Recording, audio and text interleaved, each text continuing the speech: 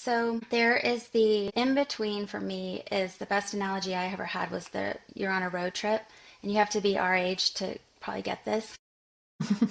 You're tuned into a radio station in one town and you're heading across country, and there's that space in between where you left to where you're going to arrive when you can't, it's fuzzy on one side and it's fuzzy on the other, and you can't go back, You do have to be our age. but you don't quite know where you're going. I haven't quite gotten my favorite analogy for, my children. Yeah. Um, that is a place for us as humans, and I'm going to talk about as women, that we do not feel safe in our nervous systems if we haven't done the work. And even if we have, Even if we have. Yeah, I think that's even an if we important have, I piece. think I Yeah. need to say Yeah. that because I've done a hell Yeah. of a lot of work and my nervous system is freaking out on a daily basis multiple times. It does not feel safe for us to be in uncertainty and to not know where we're going or who we are.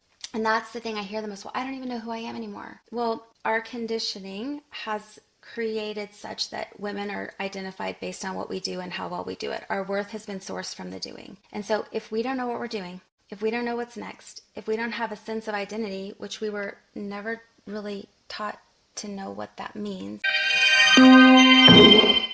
Hello, my extraordinary women friends. Today, I am thrilled to introduce you to my friend and longtime client, Jill Keuth. Jill is a transformational coach, a speaker, community builder who guides women to dismantle internalizing conditioning, reclaim their authentic identity, and lead with courage, clarity, and purpose. She is the founder of Be Courageously You, a coaching and leadership platform rooted in the belief that who we are is our greatest source of power.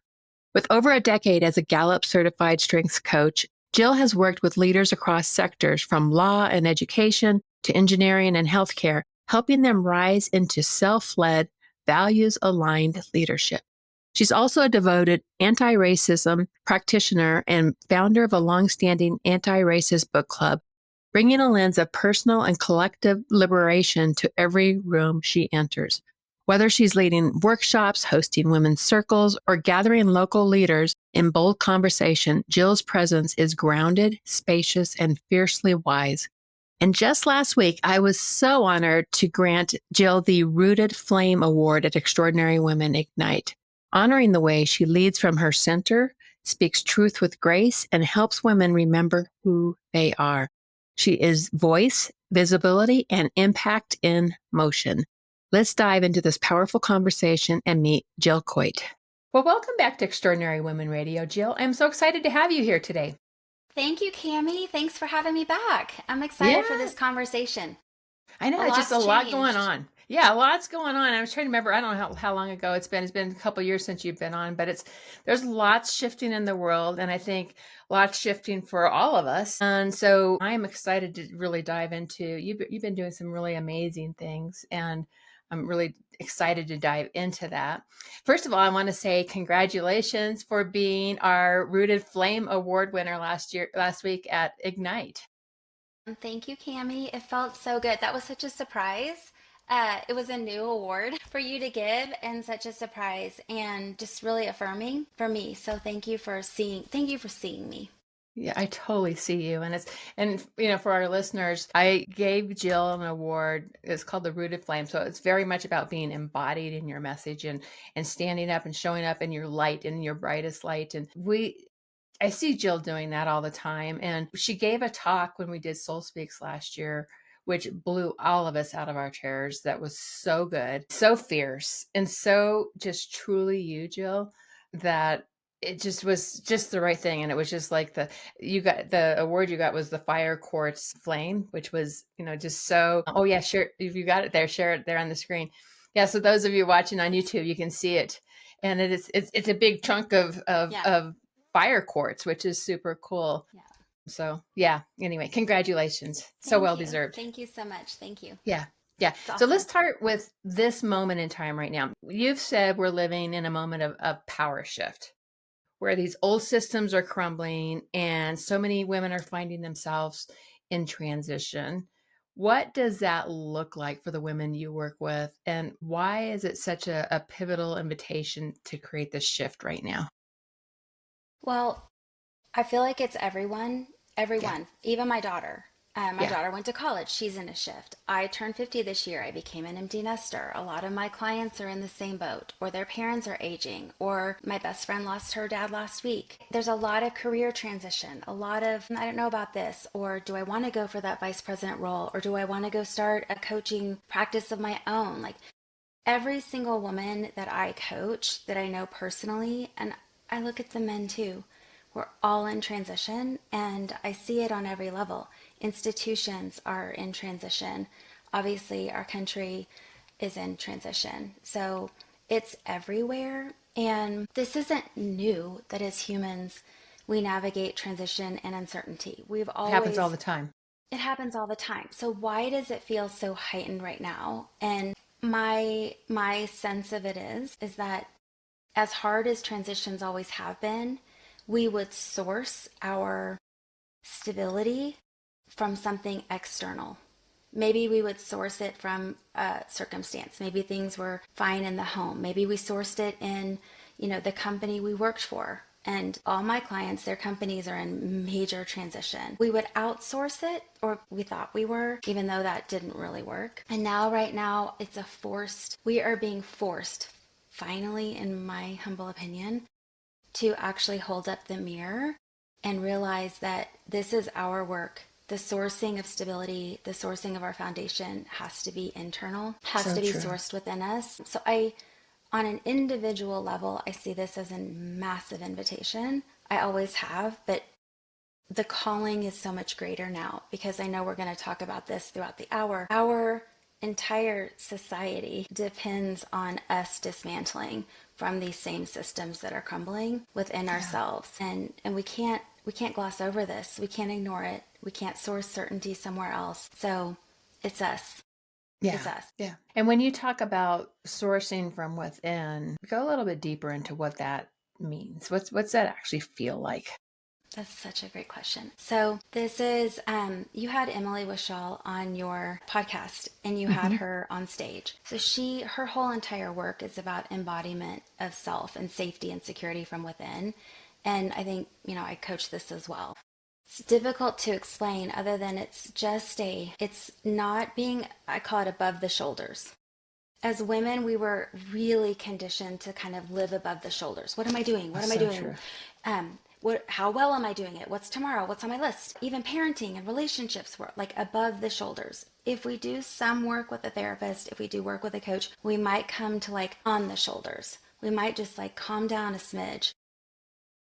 Deep work, it's coming all the way out of head down into body and knowing no matter what, even if God forbid I die, my soul will be okay. It's a lot of like taking through worst case scenarios, and this is where women come in.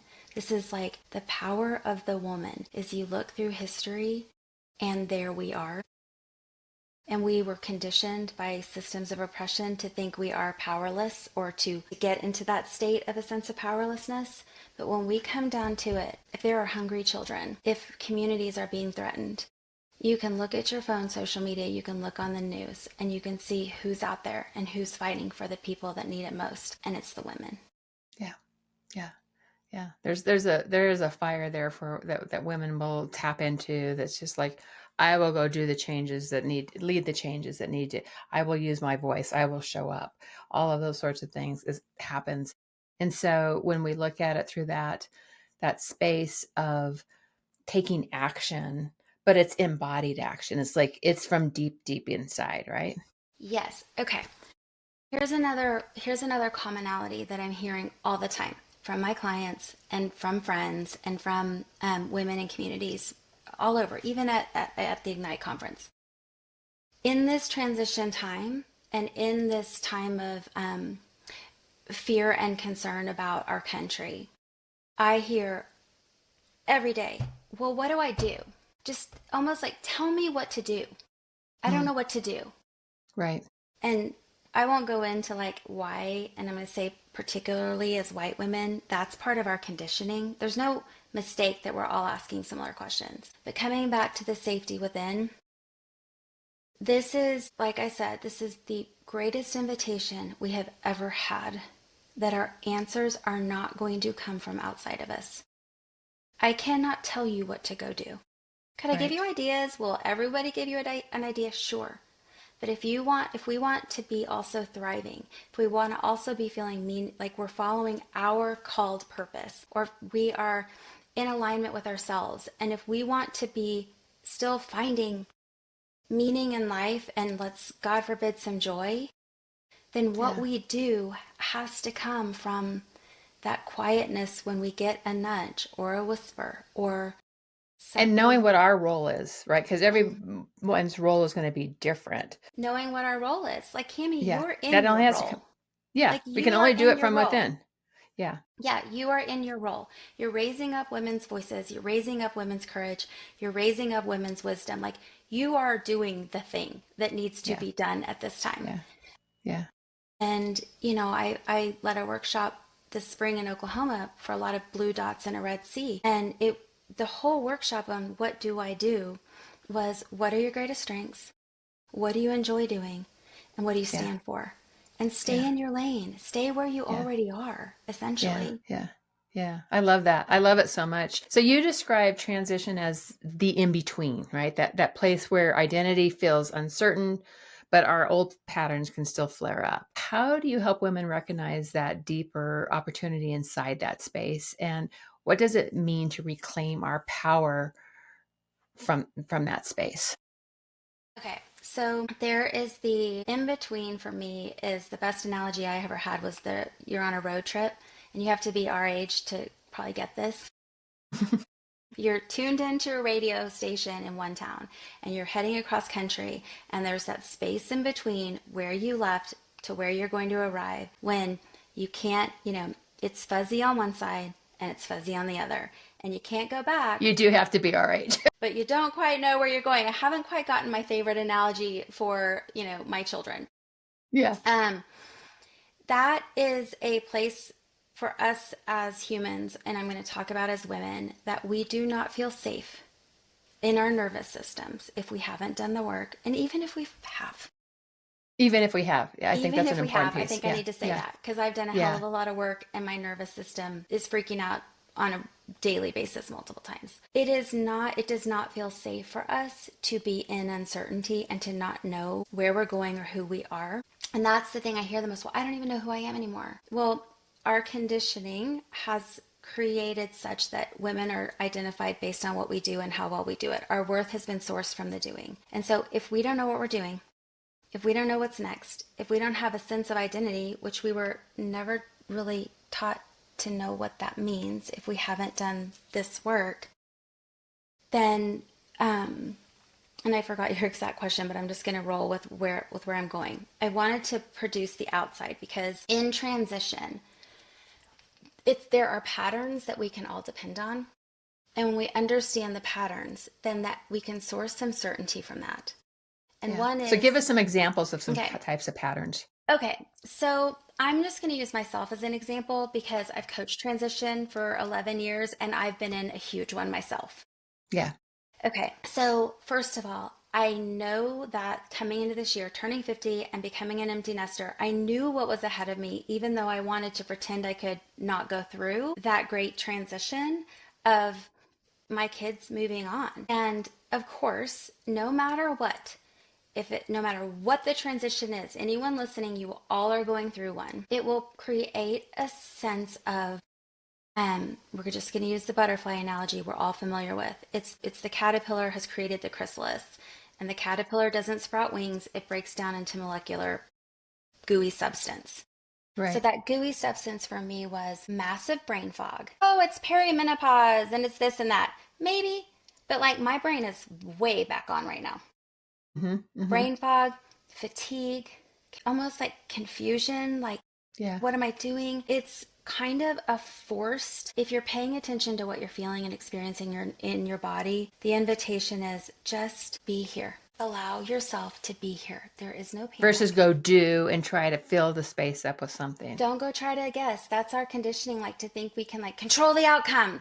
Go figure it out. Anytime we hear figure it out, if we knew the answer, we wouldn't be asking the question. Like I'm going to say that again.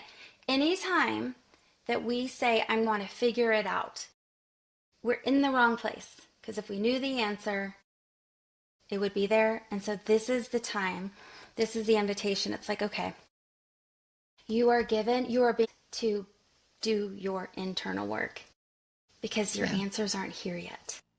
Yeah. And that's one of my favorite things to say to my clients, like, the answer's not here yet. Yeah. That's a brilliant thing to say. And I knew this for myself all summer long. It was so Mm-hmm. frustrating because I know I'm on the precipice of finding intersectionality in all parts of who I am that I've kept separate.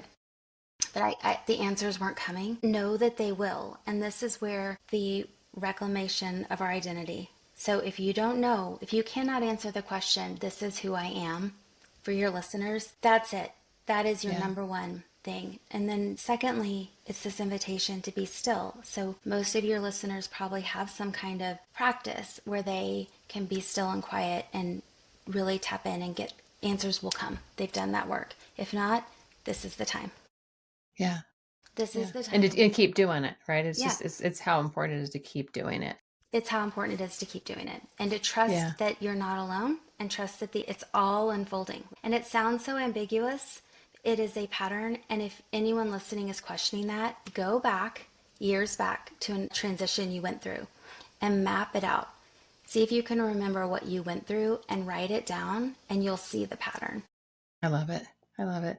And you work with women who are doctors and lawyers and in education and in medicine. I mean, you've got all the different, women that you're working with in very high, powerful places. Do you see differences amongst those women or common threads amongst those women and what they're experiencing in that go in between place? I'm going to answer the question on the difference I see in women, but not based on their profession, based on kind of where she is in her own sense of self or personal development.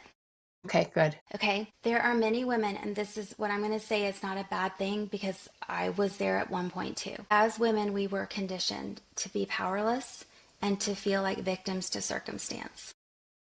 And so when we're in these in-between times, we can, if we're not haven't done the work and we're not leaning in and we're not believing in ourselves and we're not trusting in this co-creation of all the things, like, oh, I'm overwhelmed, oh, it's too much, we can just really attach to the powerlessness and stay there. Interesting. And it's like, what do? I can't do anything to make this change. I can't change. And we might go to blame. It's someone else's fault. I honestly, like, it's the president's fault. It's the government's fault. It's, company's fault. The company's fault. It's my boss's fault. It's my spouse's fault. It's my child's going through a hard time. So the difference that I see in women is there's that circumstance, or there's the women that have made a choice. And they've made a choice that they have agency. They make a choice. And this is my favorite part. If you know the patterns and you go, okay, I'm on this road trip. I do not like the fuzzy. I want to hear the radio station. I want to hear the music. But you know it's going to come, but you don't know what it is. If you get curious and you do in the moment what feels like fun or enjoyable, go for a hike, call friends, call your mom, take a nap. I mean, if we allow ourselves to trust and get curious, gosh, it's coming. I know it is. I'm frustrated. This is hard. But what's it going to be? Because I know it's going to come. And that's the whole butterfly thing, because then the wings are bigger and the wings are brighter. And if we can connect to like that piece for inspiration and almost like a blanket to say you're safe and it's okay in this time, that would be the difference I would describe. That's the invitation for anyone listening that's so tired and feels small.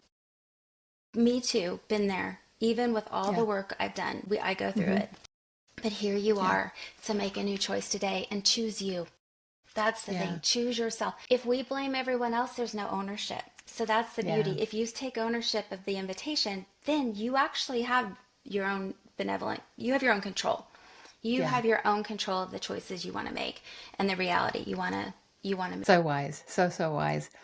Okay. So you talk about dismantling internal systems of oppression. We've talked a little bit about this, especially for these high achieving women who have been conditioned to overperform, to perfect, and to prove, right? That push, push, push. What does this dismantling look like in practice? And how do we start to begin to shift those patterns that you're talking about?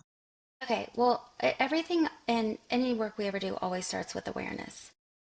And so, what we hear often is, I am a perfectionist. I am an overachiever. I have imposter I'm an syndrome. A-type I'm an A type. personality. I'm an A type. Yeah, Okay, yeah. those are declarative statements that we take on almost a And the little weight bit. of that, I can even feel the weight of that on our shoulders, right?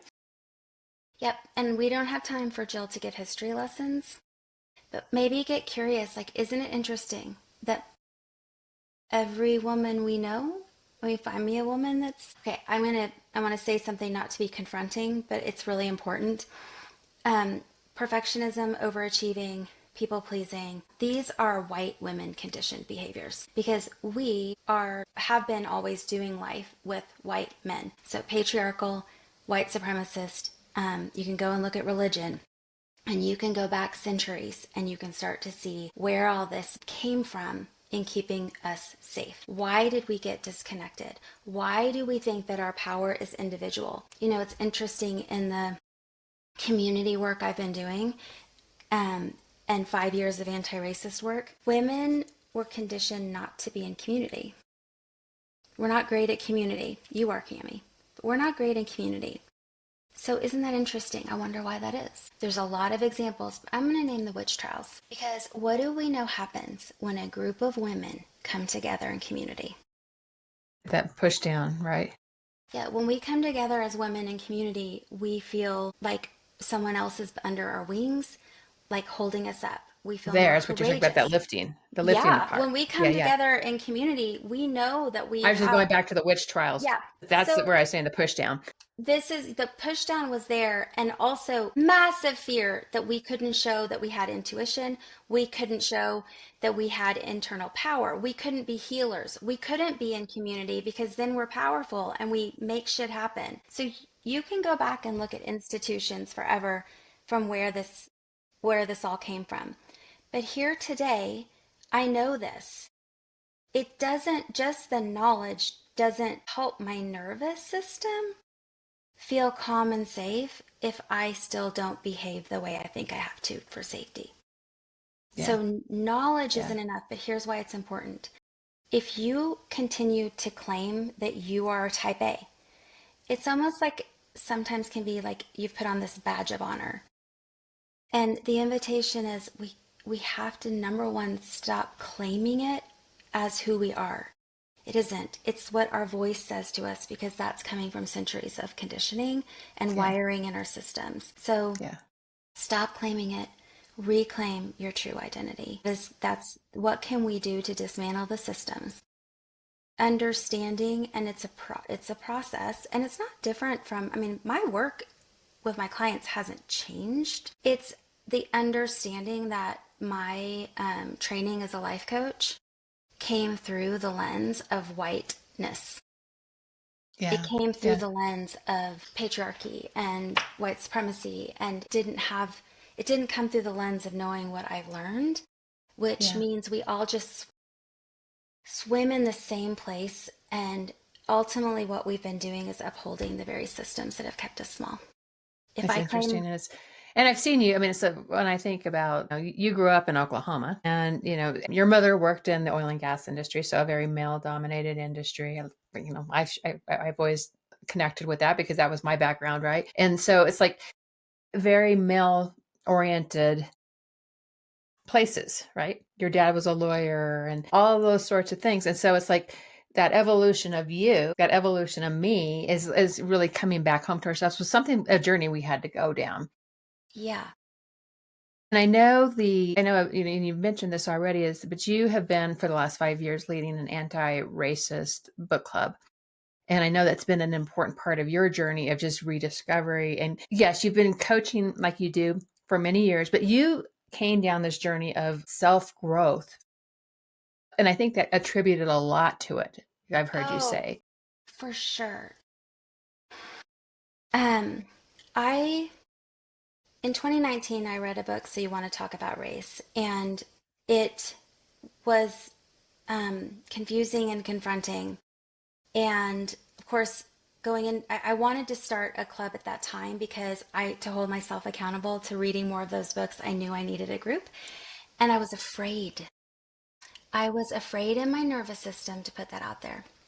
2020, we come into 2020, COVID hits, and I'm like, there was a circumstance, and I'm like, the time is now. So I started it before George Floyd was murdered, which was interesting because I started the group, then he was murdered, and Black Lives Matter blew up. And that was very, very scary for me because, and I made it clear, like, I am here doing the work. I am not. I'm dismantling as much as maybe more because you mentioned my upbringing than anyone else in our group. But what I found from staying in that work, well, first of all, I was the little girl that had the black baby doll.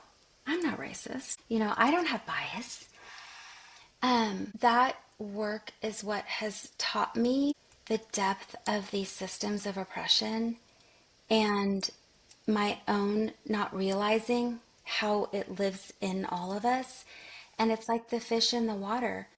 I couldn't have said my training was from within the system had I not learned how to see the system and to Yeah. see how, and for years ago, 2021 probably, I moved from calling the voice in our heads the inner critic to your conditioned voice. So any client that's worked with me in the past 4 years, it's your conditioned voice versus your innate self.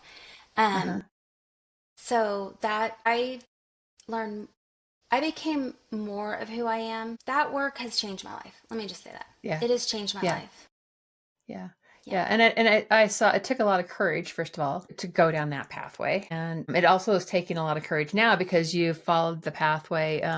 You've created a new group of women that is the bonfires, which is part of, tell us a little bit about that. So Shannon And Watts. again, courage. This is courage is taking you, to step into this. Yeah, totally. Okay, so Shannon Watts started Moms Demand Action for gun sense reform years ago.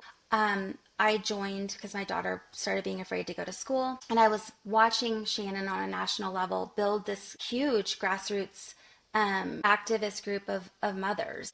She wrote a book. It's my favorite book title ever. It's called Fight Like a Mother, which I love. Anyway, like any good leader, she passed the organization on. And this summer, she wrote a book about women coming alive at any age. I'm reading the book, Cami, and I'm like, oh, I coach this. Like, I know all this, except for one chapter called Bonfire.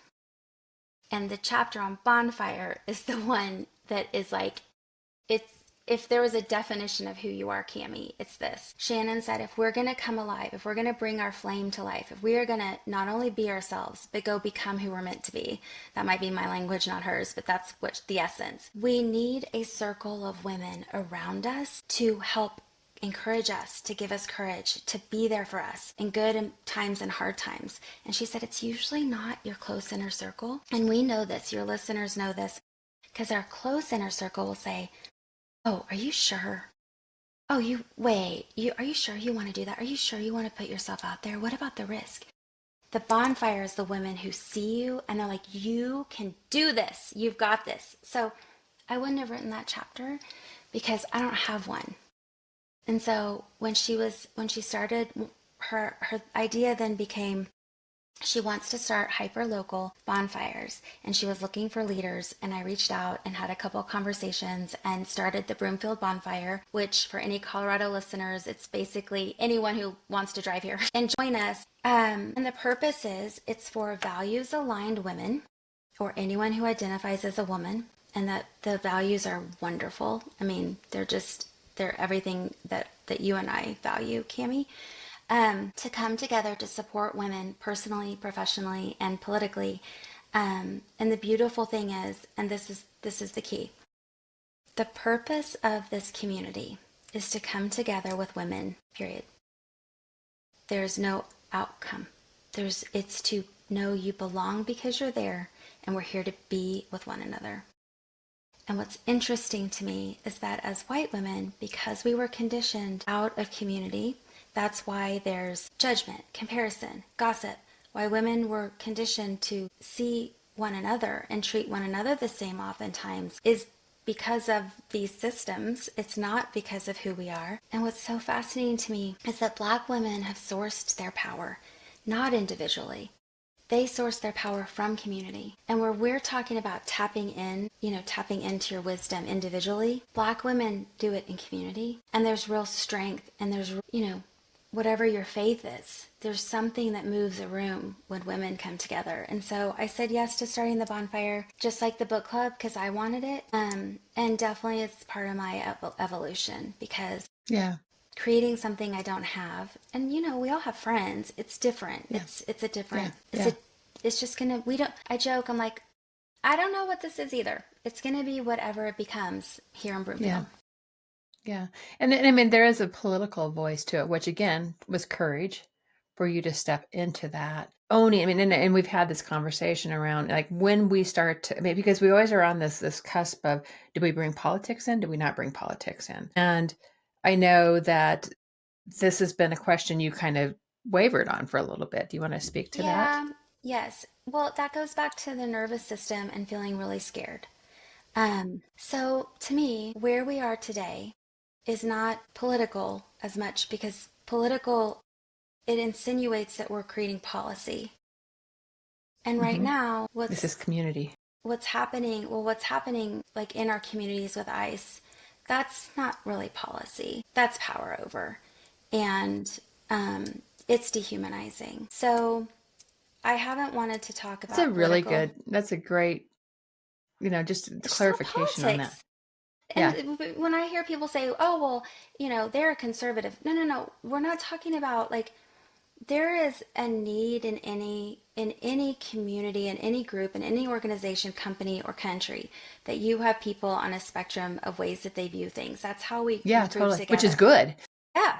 which is a But good that's thing, right? not what is happening. And that's not what's been Exactly. happening. And I've known this since someone went down an escalator and dehumanized immigrants in 2015. So I'm not, anyhow, I grew up in Oklahoma. And so statistically, when it comes to my social media, my family, social circles, it can feel like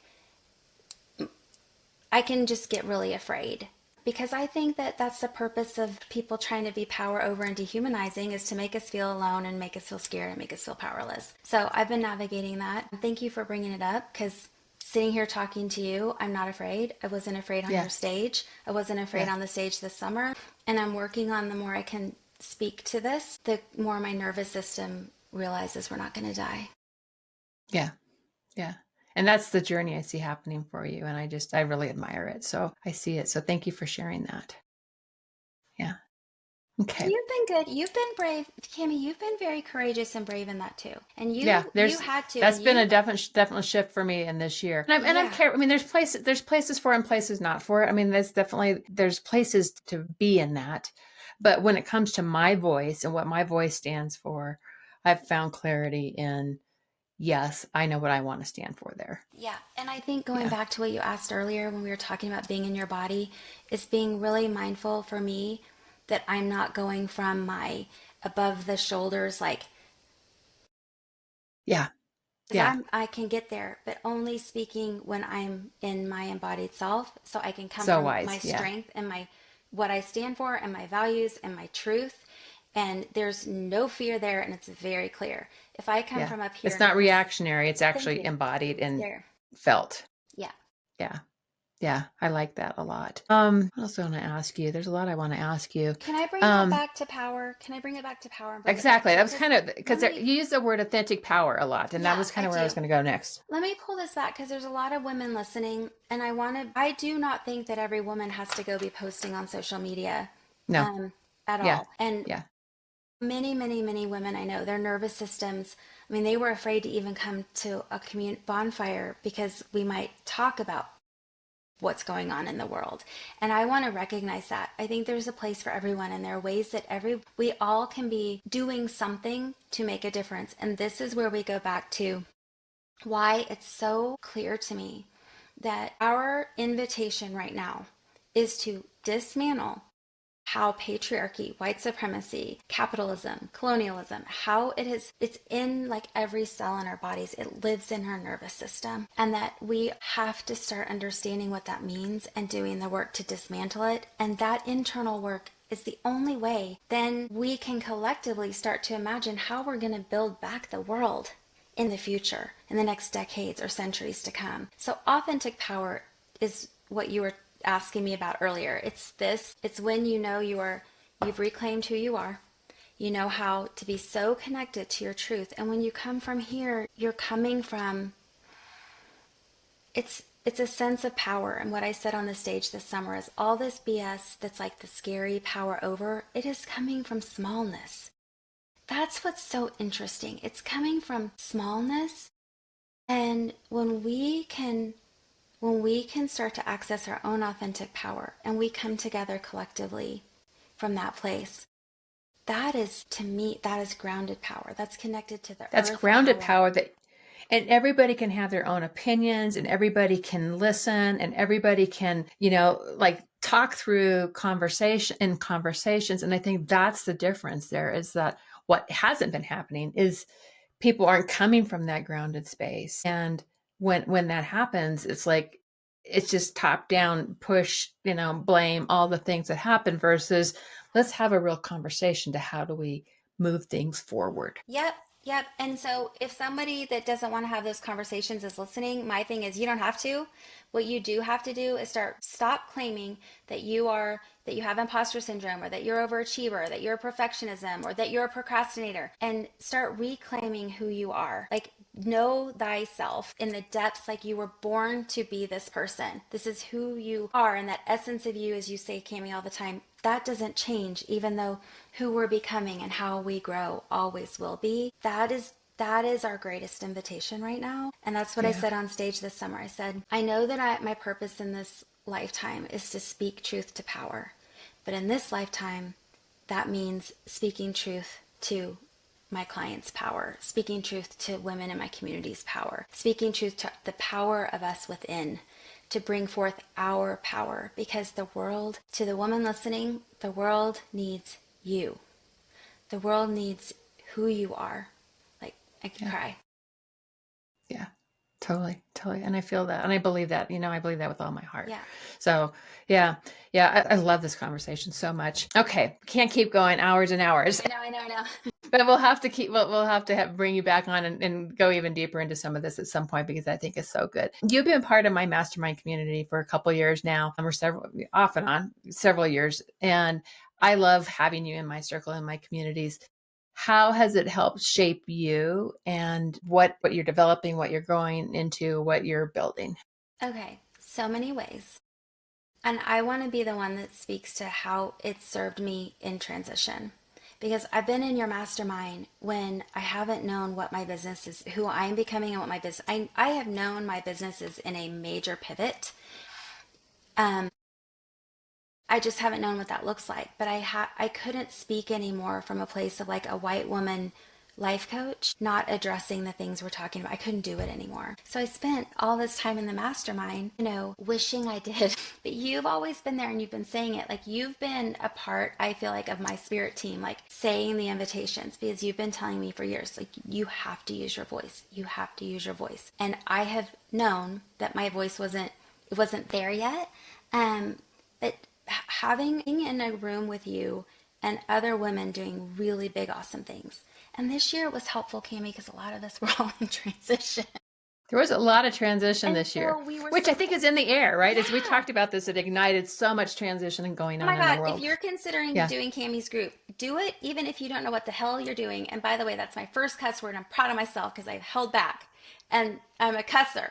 I almost feel like had I not been in this year, it would have almost maybe been harmful for me, like just a complete disservice. Like, I think it was showing up, checking in, dreaming and scheming, talking about what my business could be, listening to other women doing awesome things. And then as my answers are starting, as the radio station is starting to come in the new location, it's so fun because it's like I'm going to get to do all the things that you've been encouraging me to do for a long time. So I don't know if that answers your question. I just feel like it does. It's a support. Especially for this year. It's a perfect thing because your business has grown and evolved over the years and taken different shapes and forms. And this year it's like this, like you said, this new pivotal point, which has really been beautiful to see come to life. And I just said the thing about white women in community. Like, that is a huge way by doing this, by doing even our businesses in community, which is what you stand for, Cami, that is a way we dismantle systems. Yeah. Yeah. And we build businesses in different ways. And we build Yeah. businesses in different Yeah. ways. I love it. So where can people learn more about you and connect with you and learn more about your work? Okay, come and learn about my work. And I really would love, if you're listening and this resonated, to reach out to Cami or to me and let me know like what resonated or what questions you have, because this is really the first time I've talked this at length about this intersectionality of the conditioning and all the racist work I've done in my coaching. So I would love to hear from people very much. Yeah. My name is Jill Keuth, and it's spelled Keuth, which is complicated. It's German. And so everything, Instagram, Facebook, are Jill Keuth. That's just do it, you'll find me. And you can also feel free to email me, jillkeuth@gmail.com. My website is jillkeuth.com. Thank you, my friend. Big love to you.